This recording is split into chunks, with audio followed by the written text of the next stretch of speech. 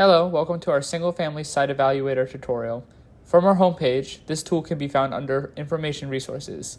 Click on Site Evaluators. More information and sources are listed in the drop-down below. To access the tool, click on the image to bring you to a new page. On the left-hand side, there are layers that contain information pertaining to single-family lending. These can be turned on and off using the checkboxes. You can use the search bar in the top right corner to enter an address in order to see if it falls within an urban target area. I'm going to use the address for Newark City Hall to see if the property is eligible for our programs. When you enter the address, it will prompt a yellow dot on the location.